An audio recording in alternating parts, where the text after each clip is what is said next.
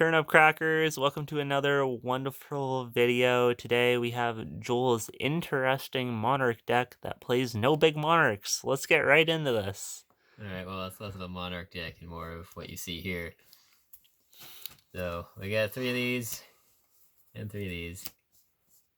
So the game plan is to summon one of these and win. It's a very simple game plan. Most people auto-lose to Vanity's Fiend, and even worse so when you have March of the Monarchs with it, which we'll get into later. Anyway, we play 1 Caius, however you want to say it. He's just another Monarch for Tenacity, and he's another Tribute Summon. He's also Dark for Allure, which we'll get into after. Play Pankratops because it's an all-around good card. It's got 2600 attack, which this deck does have a problem with getting over big monsters, so it's something. Playing 2 Jester Confident.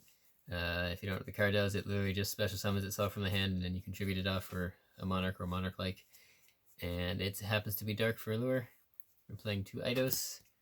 So, it's really good to have one of these out. It's even better to have 2 of them. So if you have Majesty's Fiend, you can special summon Jester Confident, tribute with Vanity's Fiend. If you have Vanity's Fiend, you can roll summon Eidos, use effect to summon Majesty's Fiend. So I figure 2 of each is okay, and they're both Dark for Allure. Playing 1 Mithra. It does work with Eidos in the graveyard, Eidos' graveyard effect, and it does let you use Stormforth turn 1 if you absolutely have to, but it's not huge. It's just another special summon. You have 1 Eater of Millions. You don't really need the extra deck. It's a dark monster. It's removal. You can't tribute it, I don't think. I don't remember actually, but you generally want to keep it on the field for its effect anyway. No, it can't be tributed. And that's it for the monsters. Alright, Spells and Traps. The newly unlimited Pantheism at 3, of course. 3 Stormforth. 3 Tenacity to search everything. And 2 March. So this is your Tribute Summon monsters can't be targeted or destroyed by card effects. So it makes your Vanity's Fiend really hard to deal with. Playing 3 Allure. Playing a lot of Darks. Gotta get some, gotta get a kind of specific combination of cards to work. So more cards better. 2 Dark Hole. One of those would be a Regeki. It's in another deck right now. This protects from your card effects too, though, so you can tribute summon one of those guys and then Dark Hole. For example, you can tribute summon a Majesty's Fiend and then Dark Hole, and they can't interrupt it with a monster effect if they happen to have it. 1 copy of Creature Swap.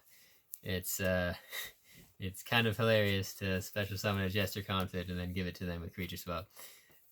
Like I said, the deck kind of struggles with big monsters, so if you can't beat it, take it. And this deck doesn't have very many outs to Dark Dragoon.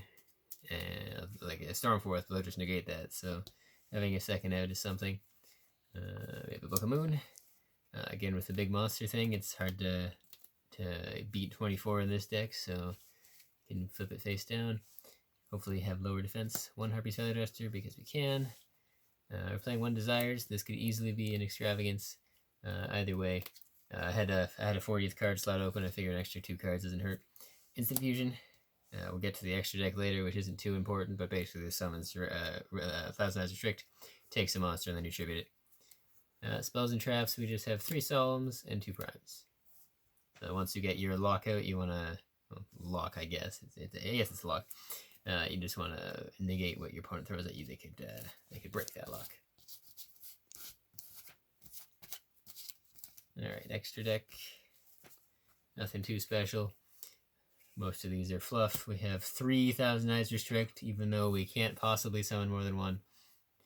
We have 2 Chimera Tech Fortress Dragons and a Chimera Tech Mega Fleet Dragon. There's Cyber Dragons in the side. We'll get to the side deck soon, but your opponent's playing machines. You may as well have these. We have a Link Karibo. You can make this off of Thousand Eyes Restrict after you play it. You can make this off of Jester Confident after you special summon it. And you probably want to, unless you're locked out of your extra deck, because Lost World Dinos are annoying. Link Spider for the same reason. Just another option.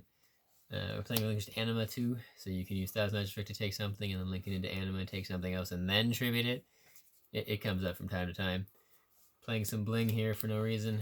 You can't summon these. There's no reason for them being there. They just look nice. And then your options if you get Maximist. I think that's the one it's called. Yes. So this you can banish from graveyard to shuffle a card back in the deck. This summons that guy. When he dies, it summons that guy. And that's the extra deck. Mostly fluff, but it's there. Side deck. It's not a full side deck, but it's here. We have Mobius in case you're playing a trap deck. We have Jinzo in case you're playing a trap deck. We have 2 copies of Gamma Seal. I said before that it's hard to get over 24. Well, this turns their monsters into 22. It very well could be mained. It's just not good going first, and you probably want to go first with this deck. Similar thing to Cyber Dragon. Also not good going first. Pretty good against Sky Striker. And just in general, you can take out a link with that and make Mega Fleet.